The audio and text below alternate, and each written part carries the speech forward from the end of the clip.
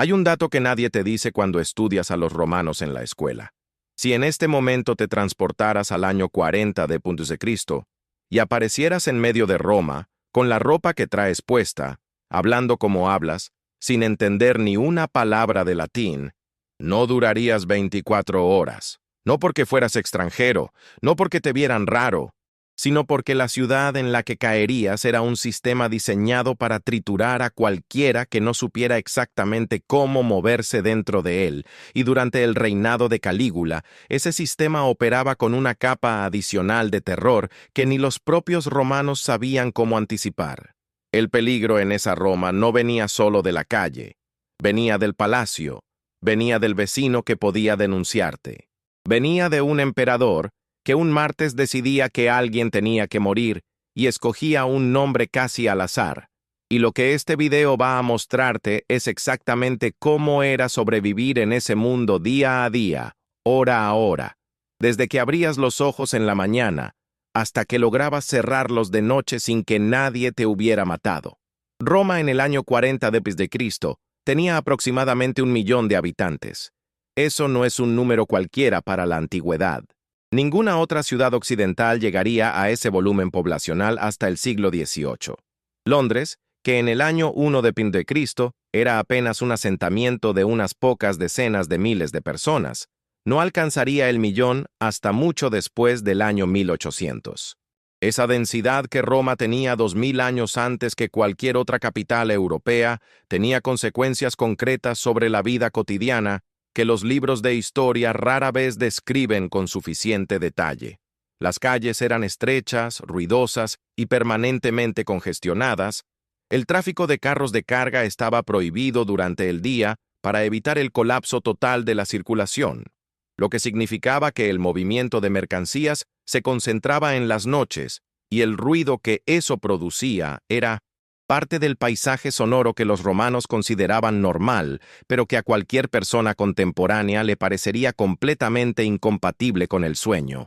Los insulae eran los edificios donde vivía la mayoría de los habitantes de Roma que no pertenecían a las clases privilegiadas. Y lo primero que hay que entender sobre ellos es que no se parecen en nada a la imagen que la palabra apartamento evoca hoy. Eran estructuras de varios pisos, construidas con una mezcla de ladrillo y madera, lo suficientemente altas como para que los ingenieros romanos preocupados por los derrumbes establecieran límites de altura que no siempre se respetaban. Los incendios en esos edificios no eran accidentes poco frecuentes. Eran una posibilidad cotidiana que los inquilinos calculaban cuando elegían en qué piso vivir. Los pisos bajos eran más seguros ante el fuego, pero más expuestos al ruido, al robo y a la humedad. Los pisos altos eran más baratos porque el acceso era más difícil y porque en caso de incendio la probabilidad de salir con vida era considerablemente menor. Los pobres de Roma vivían en los pisos altos de los insulae sin ventanas adecuadas, sin agua corriente, sin sistema de calefacción que no fuera el brasero que también podía incendiar el edificio, y sin ninguna garantía de que el techo aguantara otra temporada de lluvia. El agua potable llegaba a Roma a través de un sistema de acueductos cuya ingeniería es todavía objeto de estudio y admiración. Pero ese agua no llegaba a los pisos superiores de los insulae. Llegaba a las fuentes públicas distribuidas por la ciudad, y bajar a buscarla, subirla en recipientes de terracota por 4 o 5 pisos de escalera sin iluminación, era parte de la rutina diaria de las familias que vivían ahí. Los que podían pagar una conexión directa de agua en sus propias viviendas eran una minoría, y esa minoría tenía además la posibilidad de acceder a las termas, que no eran simplemente baños, sino el equivalente funcional de un club social donde se hacían negocios, se establecían contactos políticos, se conseguía información sobre lo que pasaba en el foro y en el palacio, y donde el cuerpo limpio no era un lujo, sino una señal de estatus que la sociedad romana leía con la misma precisión con que hoy se lee una marca de ropa o el barrio donde vives. Comer en Roma en el año 40 d.C. dependía completamente de quién eras y de cuánto dinero tenías esa semana. Los romanos de las clases bajas raramente cocinaban en sus propias habitaciones, no porque no quisieran, sino porque los insulae no tenían cocinas individuales, y encender fuego en un espacio de madera apretado, con vecinos arriba y abajo, era un riesgo que incluso los más descuidados tendían a evitar después de haber visto un incendio de cerca. Comían en los thermopolia, que eran establecimientos callejeros con mostradores de piedra donde se mantenían calientes recipientes con guisos de legumbres, pan, aceitunas, y en los mejores casos, alguna proteína animal que no siempre era lo que el vendedor decía que era. El garum, una salsa fermentada de vísceras de pescado que los romanos ponían en casi todo, era el condimento universal de esa cocina de calle, y su olor permanente en ciertos barrios de la ciudad era parte de lo que los visitantes de provincias recordaban cuando describían Roma a quienes no habían estado. Cayo. Julio César Augusto Germánico llegó al poder en el año 37 d.C., con una popularidad que ningún sucesor de Augusto había tenido hasta ese momento. El pueblo lo llamaba Calígula, que significa pequeña bota, un apodo que le habían puesto los soldados del ejército del Rin cuando era niño, y su padre Germánico lo llevaba a las campañas militares vestido con un uniforme en miniatura. Ese apodo afectuoso decía algo sobre lo que Roma esperaba de él: continuidad, cercanía, un vínculo con la tradición militar que le daba legitimidad ante los legionarios y ante la plebe que veía en el ejército la garantía del orden. Los primeros meses de su reinado parecieron confirmar esas expectativas. Liberó presos políticos, abolió impuestos impopulares, publicó documentos fiscales que Tiberio había mantenido en secreto, hizo cosas que los romanos interpretaron como señales de un gobernante que entendía la diferencia entre el poder como servicio y el poder como instrumento personal. Lo que ocurrió después es uno de los debates más vivos de la historiografía clásica y no está del todo resuelto: si Calígula cambió o si simplemente dejó de disimular. Las fuentes antiguas, principalmente Suetonio y Casio Dión, describen una transformación radical tras una enfermedad grave que sufrió a los pocos meses de asumir el poder. Una enfermedad de la que se recuperó pero que, según esos mismos autores, lo dejó diferente. Los historiadores modernos discuten si esa narrativa de la transformación por enfermedad es una construcción literaria conveniente para explicar el contraste entre el primer Calígula y el segundo, o si hay algo biológico o psicológico detrás que las fuentes antiguas no tenían vocabulario para nombrar con precisión. Lo que no se discute son los hechos concretos que siguieron, y esos hechos son suficientemente específicos y suficientemente corroborados por múltiples fuentes como para que la imagen que producen no pueda ser descartada como exageración retórica. Calígula ordenó la ejecución de personas que habían sido sus aliados. Humilló públicamente a senadores de familias que llevaban generaciones en el centro del poder romano, obligándolos a correr a pie junto a su carro durante millas o a servirle en banquetes como si fueran esclavos domésticos. Declaró su propia divinidad, lo cual en el contexto romano no era automáticamente una locura, sino una práctica que los emperadores habían manejado con cuidado y que él manejó sin ninguno, exigiendo honores que en Roma se reservaban para los dioses muertos y no para los gobernantes vivos. Mandó construir un puente flotante de casi 5 kilómetros sobre la bahía de Bayas solo para cruzarlo a caballo, según las fuentes porque un astrólogo le había dicho que era tan imposible para él convertirse en emperor como para un caballo cruzar el mar a pie, y él quiso demostrar que el astrólogo se equivocaba en ambas cosas. Eso último suena a exageración, pero Suetonio da detalles de ingeniería lo suficientemente específicos como para que los historiadores consideren el evento real, aunque el motivo reportado siempre tendrá la ambigüedad de cualquier explicación de segunda mano sobre las decisiones de alguien que no estaba obligado a explicarse ante nadie. Para un ciudadano romano ordinario que vivía en uno de los insulae que describimos antes, el reinado de Calígula no se manifestaba principalmente en las grandes escenas de locura que las fuentes registran para la posteridad. se manifestaba en algo más difuso y en muchos sentidos más aterrador: la impredictibilidad del peligro. El sistema legal romano, con todas sus desigualdades estructurales, con toda la ventaja que daba a los ricos sobre los pobres y a los ciudadanos sobre los no ciudadanos, tenía cierta lógica interna que permitía a quienes sabían leerla calcular riesgos y comportarse en consecuencia. Bajo Calígula, esa lógica se rompió porque las acusaciones podían venir de cualquier lugar, podían basarse en cualquier cosa, y la distancia entre ser acusado y ser ejecutado dependía del estado de ánimo de un hombre que nadie podía predecir. Los delatores, personas que ganaban dinero acusando a otros ante el Estado y recibiendo una parte de los bienes confiscados, proliferaron durante su reinado porque el ambiente de miedo era exactamente el caldo de cultivo que hace que ese tipo de práctica sea rentable. En el año 39 de Cristo, Calígula descubrió o creyó descubrir una conspiración contra él encabezada por Gneo Cornelio Léntulo Getúlico, que comandaba las legiones del Rin. La respuesta fue rápida y no se limitó a los implicados directos. Ejecutó a Getúlico. Exilió a sus propias hermanas, Agripina la Menor y Julia Livilla, acusándolas de haber formado parte del complot. La confiscación de propiedades de los condenados y sus familias era práctica estándar y proveía ingresos al fisco imperial, lo que creaba un incentivo económico estructural para seguir descubriendo conspiraciones, reales o no.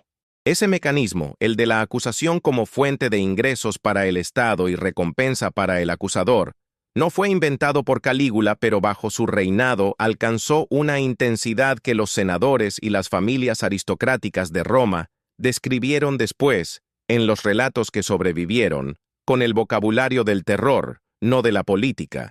Si hubieras amanecido en Roma en el año 40 d.C., siendo un hombre libre pero pobre, sin conexiones políticas, sin propiedad significativa, sin el tipo de red social que en esa ciudad era literalmente una cuestión de supervivencia, tu primer problema habría sido el mismo que el de cada día: comer. El sistema de la annona, la distribución gratuita o subsidiada de grano que el Estado romano hacía a los ciudadanos de la ciudad de Roma, era una institución política tanto como era una medida de subsistencia. Julio César la había ampliado.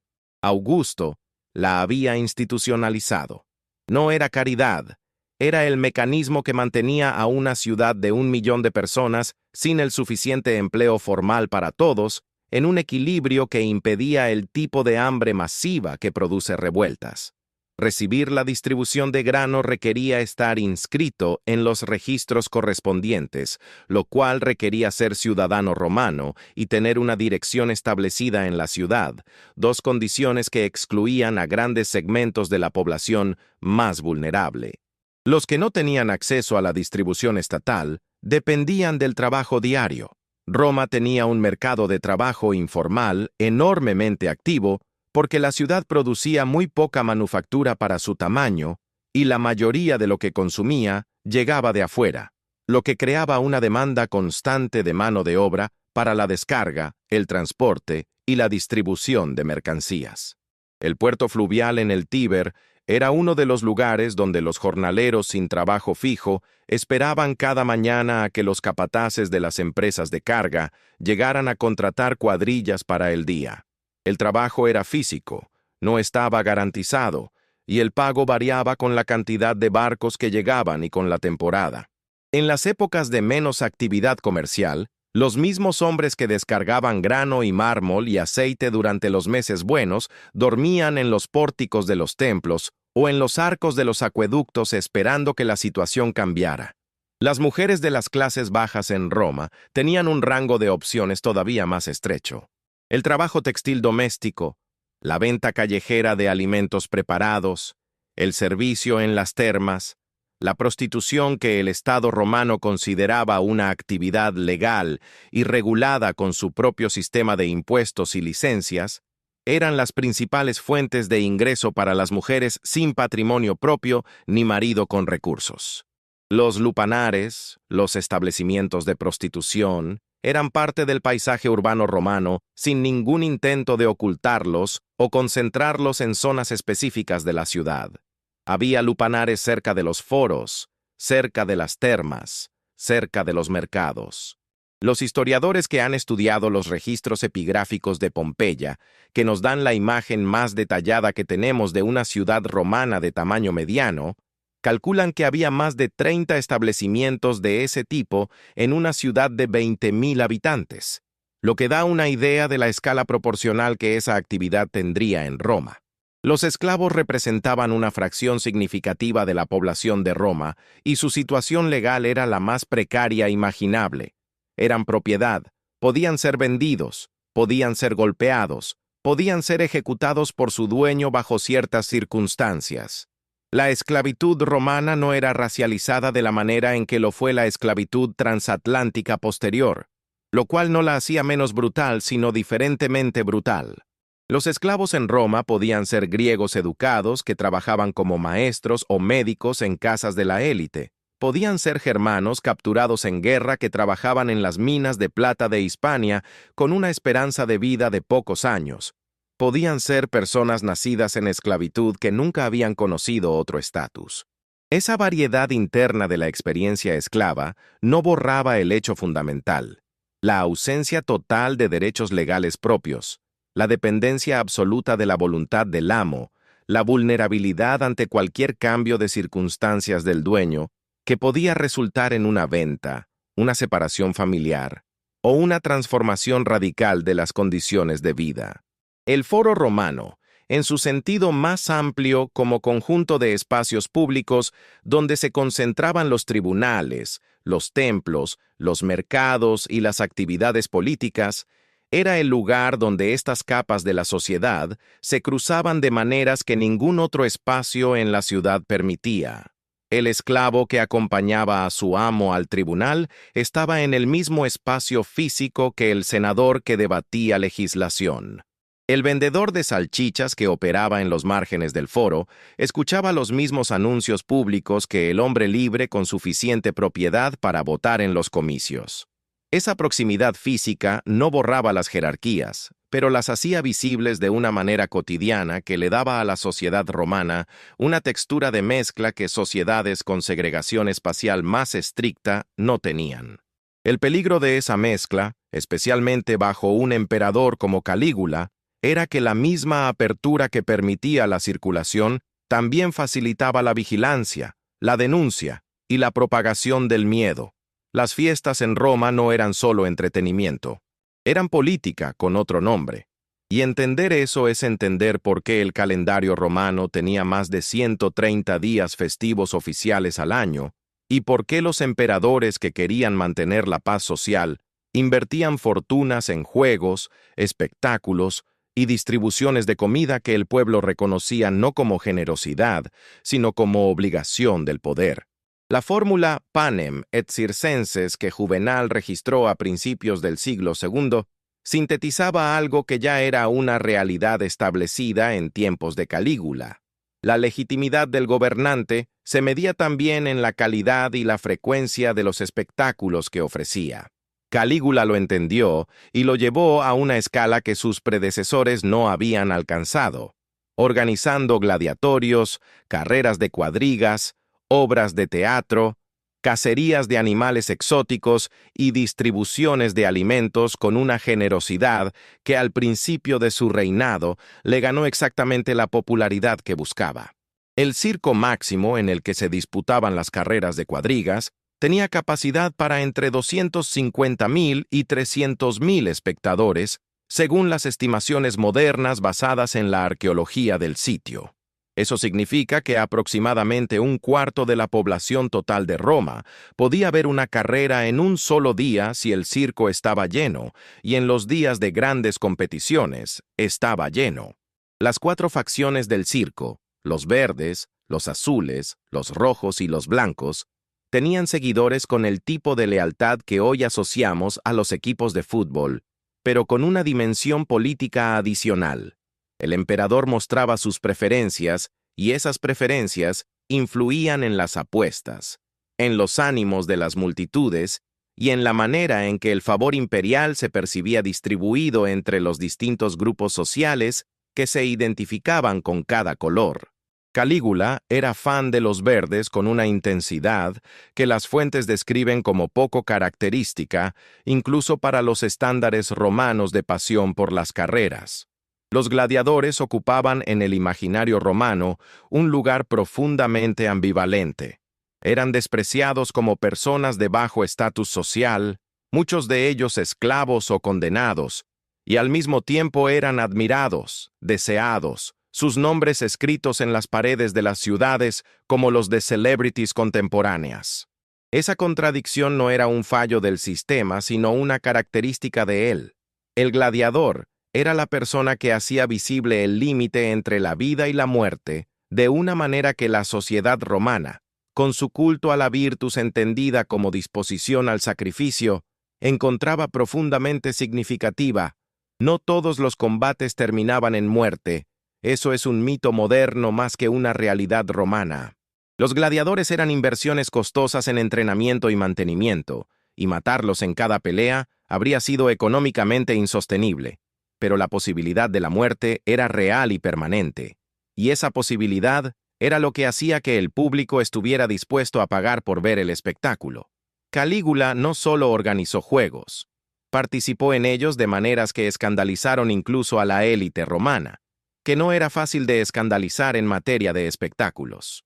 Las fuentes cuentan que combatió como gladiador contra oponentes que no podían defenderse realmente, que condujo cuadrigas en el circo con una seriedad que sus contemporáneos describieron como incompatible con la dignidad imperial, que se hacía retratar con los atributos de distintos dioses y exigía que esa identificación fuera tratada como real. Esas acciones tenían lecturas distintas según quien las interpretara. Para la plebe que lo veía en el circo, había algo de accesibilidad, de gobernante que no se sentaba por encima del espectáculo, sino dentro de él.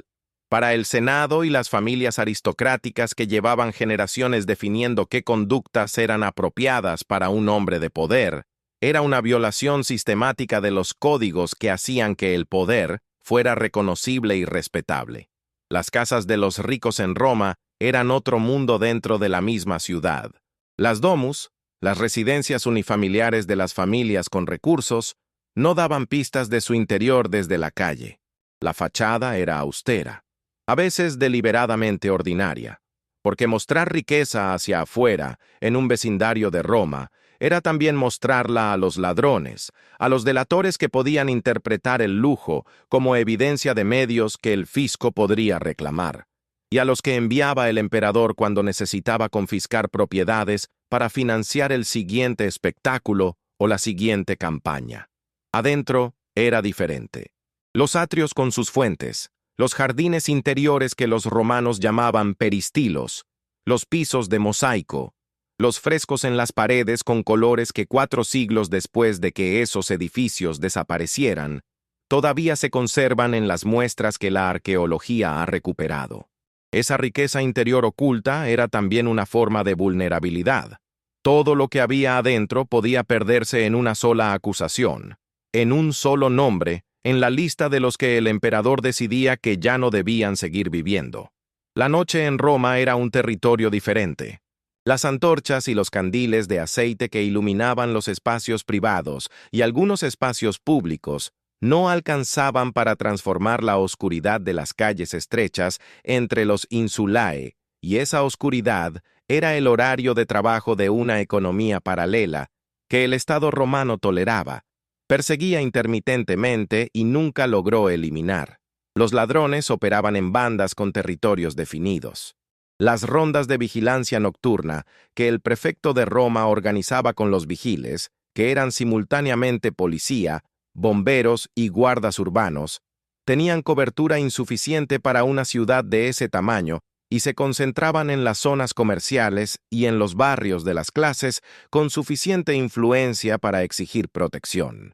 En los barrios populares, en la subura que era el sector más densamente habitado y más constantemente agitado de Roma, la seguridad nocturna era principalmente un asunto privado que se resolvía con grupos de vecinos, con la reputación de ser alguien que no valía la pena atacar, o con la simple suerte de que esa noche los que buscaban a quién robar encontraran un objetivo más fácil antes de llegar a tu puerta. Los médicos en Roma operaban en un sistema que no tenía ninguna regulación estatal que controlara quién podía ejercer la medicina y quién no. Cualquier persona podía llamarse médico, cobrar por sus servicios y tratar enfermos con los métodos que considerara apropiados sin rendir cuentas a ninguna institución. Los mejores médicos de Roma, muchos de ellos griegos que habían estudiado en Alejandría o en las escuelas de medicina de las ciudades del Oriente Mediterráneo, tenían reputaciones construidas durante años y cobraban sumas que solo las familias ricas podían pagar. El médico griego que Calígula mantuvo en la corte imperial no era el mismo tipo de profesional que el charlatán de la calle que vendía amuletos contra la fiebre a los trabajadores del puerto. Pero entre esos dos extremos había un espectro enorme de practicantes con distintos grados de conocimiento real, y los pobres de Roma que se enfermaban frecuentemente dado el hacinamiento, el agua de calidad variable y la desnutrición crónica en los pisos bajos de la sociedad, generalmente accedían al final más barato y menos confiable de ese espectro. La religión romana del siglo I desde Cristo era un sistema de capas superpuestas que el monoísmo posterior, cristiano, o de cualquier otra variante, ha hecho difícil de entender para los lectores modernos porque la categoría misma de religión no funcionaba de la misma manera. Los romanos no tenían una palabra equivalente a religión en el sentido de un conjunto de creencias personales sobre la naturaleza de lo divino que determinan la identidad del creyente. Lo que tenían era un conjunto de prácticas, rituales públicos y privados, que mantenían la relación adecuada entre los humanos y los poderes que controlaban el mundo. La Pax Deorum, la paz con los dioses, era un estado que se mantenía haciendo las cosas correctas en los momentos correctos, no creyendo las cosas correctas en el interior de la conciencia. Eso significaba que la tolerancia religiosa romana, que era real y amplia, no venía de un principio abstracto de libertad de conciencia, sino de una lógica práctica. Mientras siguieras haciendo los rituales que el Estado requería, lo que creyeras internamente era asunto tuyo. Calígula interrumpió esa lógica no eliminándola, sino llevándola a un extremo que la hacía irreconocible.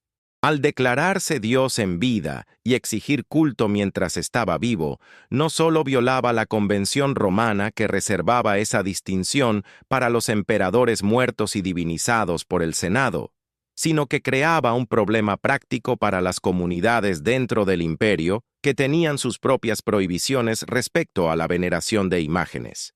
La crisis con las comunidades judías de Alejandría y de Judea sobre la colocación de su estatua en las sinagogas es el caso más documentado, pero la incomodidad que produjo entre los propios romanos de tradición más conservadora fue igualmente real, aunque menos visible en las fuentes, porque los senadores romanos que la sentían no tenían la misma urgencia de documentarla que tenían los autores judíos que escribieron sobre la amenaza directa a sus propias prácticas religiosas. El Senado romano, durante el reinado de Calígula, era una institución que había perdido el poder real que tenía en la República, pero que conservaba el peso simbólico de representar la continuidad de la tradición romana y la legitimidad de las decisiones de gobierno. Esa combinación de impotencia real y relevancia simbólica hacía que la posición de los senadores fuera particularmente vulnerable bajo un gobernante dispuesto a usar la humillación como instrumento político. Calígula los humilló de maneras que las fuentes detallan con una minuciosidad que sugiere que los autores que las escribieron, o sus fuentes directas, habían estado presentes o habían escuchado los relatos de los que estuvieron. Los obligó a presentarse en reuniones sin aviso previo. Los trató en público como si fueran subordinados personales en vez de representantes de las familias más antiguas de Roma. Los sometió a acusaciones que sabían que no podían contestar sin arriesgar algo más que su reputación. y los que sobrevivieron a ese período lo hicieron aprendiendo a calibrar con precisión cuándo hablar, cuándo callarse, cuándo aplaudir con suficiente entusiasmo para no ser notados, pero sin tanto como para parecer sospechosamente serviles. Calígula fue asesinado el 24 de enero del año 41 de Cristo. No por una revuelta popular, no por un general que llegó con un ejército desde la frontera, sino por un grupo de oficiales de su propia guardia pretoriana, los mismos soldados de élite cuya función era protegerlo, que lo rodearon en un pasillo del Palatino durante los Juegos de Enero y lo apuñalaron tantas veces que las fuentes no se ponen de acuerdo en el número exacto de heridas. Tenía 28 años. Había reinado casi 4. El principal organizador del asesinato, el tribuno Casio Querea, había sido humillado públicamente por el emperador en varias ocasiones, y las fuentes hacen énfasis en ese motivo personal como si la causa del asesinato necesitara ser explicada por algo más que el simple hecho de que gobernar como lo hacía Calígula generaba inevitablemente el tipo de enemigos que no se quedan quietos cuando tienen acceso físico a ti. Lo que siguió al asesinato es tan revelador de cómo funcionaba Roma como el reinado mismo. El Senado discutió brevemente la posibilidad de restaurar la República, ese sistema de gobierno que llevaba casi un siglo funcionando solo como ideal nostálgico de las clases conservadoras, pero que ya no tenía la infraestructura institucional para operar realmente. La discusión no llegó a ningún lado porque la guardia pretoriana encontró a Claudio, tío de Calígula, escondido detrás de una cortina del palacio después del asesinato, y lo proclamó emperador antes de que el Senado tuviera tiempo de hacer otra cosa que protestar sin consecuencias. El poder en Roma en el año 41 de Cristo no era el Senado, era el ejército, y el ejército ya había decidido quién seguía. Esa transición violenta y abrupta era el recordatorio más concreto de algo que cualquier romano con suficiente experiencia para leer la situación entendía. El sistema político del imperio era fundamentalmente personal, dependiente de la voluntad y la capacidad de un solo individuo para mantener los equilibrios que lo hacían funcionar, y sin esa persona en el centro, el sistema no tenía mecanismos automáticos de continuidad que no pasaran por otro individuo que asumiera el mismo lugar. Las instituciones que parecían estables, el Senado, los tribunales, las magistraturas, eran en realidad decorado funcional, cuya función real era legitimar decisiones que se tomaban en otro lado. Eso no era un secreto para nadie que viviera en Roma. Era la condición de base dentro de la cual todos, desde el esclavo hasta el senador, calculaban sus movimientos. Para los historiadores que trabajan con las fuentes del período, una de las preguntas más persistentes sobre Calígula es cuánto de lo que Suetonio y Casio Dion reportan es verificable y cuánto es elaboración retórica de una tradición hostil que se construyó después de su muerte. Los autores que escribieron sobre él lo hicieron décadas después de que murió, bajo emperadores que tenían intereses en que la imagen de Calígula fuera lo suficientemente negativa como para que cualquier comparación con sus propios reinados resultara favorable. Eso no significa que los hechos registrados sean inventados, pero sí significa que la selección de hechos, el énfasis que se les da y el marco interpretativo dentro del cual se presentan responden a una agenda que no es la de la objetividad histórica. Cada época produce el Calígula que necesita para sus propios debates sobre el poder, sus límites y las consecuencias de ignorarlos. Lo que queda cuando uno mira Roma en el año 40 de Cristo, con la distancia suficiente para no dejarse llevar solo por los escándalos del emperador, es una ciudad de una complejidad social extraordinaria que funcionaba con una eficiencia improbable dado el nivel de desigualdad que contenía. 1 millón de personas, la mayoría sin seguridad económica real, sin acceso garantizado a ninguno de los servicios que hoy consideramos básicos, viviendo en edificios que podían incendiarse o derrumbarse, comiendo en la calle lo que el día les diera, navegando un sistema de poder cuyas reglas cambiaban según quién estuviera en el trono, y sin embargo, la ciudad seguía funcionando, El grano seguía llegando, los acueductos seguían corriendo, las termas seguían abiertas, y los juegos del circo seguían llenando 250,000 personas que encontraban en esas carreras algo que la vida cotidiana no les daba de otra manera. Esa persistencia no es un elogio del sistema, es una descripción de lo que los seres humanos hacen cuando no tienen alternativa. Se adaptan, encuentran los márgenes donde es posible vivir, y construyen dentro de esos márgenes algo que, mirado desde fuera, se parece sorprendentemente a una vida. Si llegaste hasta acá, quedaste con algo más que datos sobre un emperador que hacía cosas raras. Quedaste con la imagen de una ciudad viva, ruidosa, oliente y completamente humana que existió hace 2000 años con una intensidad que los libros de historia en blanco y negro rara vez transmiten. Hay una pregunta que nos gustaría que te llevaras. De todo lo que escuchaste hoy, ¿qué es lo que más te sorprende que haya seguido igual y qué es lo que más te sorprende que haya cambiado? No te pedimos el resumen de lo que aprendiste. Te pedimos eso, lo que siguió igual y lo que cambió. Escríbelo en los comentarios. Este canal vive de esas conversaciones, y las mejores siempre empiezan con una pregunta que alguien no esperaba hacerse. Si este video llegó a ti hoy, bienvenido. Hay mucho más. Roma, Mesopotamia, los imperios que los libros decidieron no contar, las figuras que cambiaron el mundo sin que nadie les pusiera una estatua. Todo eso lo construimos aquí, juntos, con las personas que deciden que este tipo de historia merece tiempo y atención. Si eso te describe, suscríbete, no como reflejo automático, sino porque la próxima vez que publiquemos algo que te va a hacer pensar, queremos que estés ahí para verlo.